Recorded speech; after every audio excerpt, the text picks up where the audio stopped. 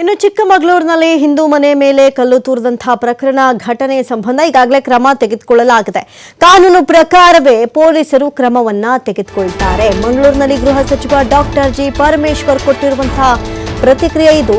ಹೆಣ್ಣು ಮಗಳು ದಲಿತ ಸಮುದಾಯಕ್ಕೆ ಸೇರಿದವರು ಅಂತ ಗೊತ್ತಾಗಿದೆ. ಆ ಪ್ರಕಾರ ಪೊಲೀಸರು ಪಿಪಿಆರ್ ಆಕ್ಟ್ ಅಡಿಯಲ್ಲಿ ಪ್ರಕರಣವನ್ನ ದಾಖಲಿಸುತ್ತಾರೆ. ಮಂಗಳೂರಿನಲ್ಲಿ ಗೃಹ ಸಚಿವ ಡಾಕ್ಟರ್ ಜಿ ಪರಮೇಶ್ವರ್ ಕೊಟ್ಟಿರುವಂತಹ ಹೇಳಿಕೆ ಇದು. ಇನ್ನು ಸುಧಾನ್ ಅವರ ಮನೆಗೆ ಕಲ್ಲು ತೂರಾಟ, ಇನ್ನು ಅವತ್ತಿನಿಂದ ಇವತ್ತಿನವರೆಗೂ ಗೊಂದಲದ ವಾತಾವರಣ ನಿರ್ಮಾಣವಾಗ್ಬಿಟ್ಟಿದೆ. ಒಂದು ಕಡೆ ಕೋಮು ಸಂಘರ್ಷಕ್ಕೂ ಕೂಡ ಕಾರಣವಾಗಿದೆ.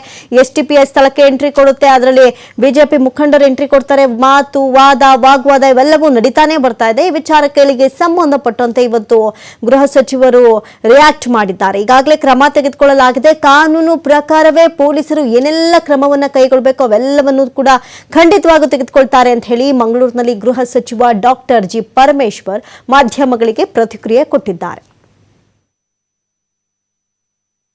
ಹೌದು, ಅದಕ್ಕೆ ಈಗಾಗಲೇ ಕ್ರಮ ತಗೊಂಡಿದ್ದಾರೆ ಪೊಲೀಸ್ನವರು.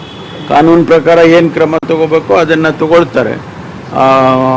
ಅದು ಹೆಣ್ಣು ಮಗಳು ಶೆಡ್ಯೂಲ್ ಕಾಸ್ಟ್ ಅಂತ ಕೇಳಿದ್ದಾನೆ, ಅದಕ್ಕೆ ಅವರು PCR ಆ್ಯಕ್ಟು ಅದೆಲ್ಲ ಹಾಕ್ತಾರೆ. ಅವರು ಅದು ಡೀಟೇಲ್ಸ್ ತಗೊಳ್ತೇನೆ ನಾನು.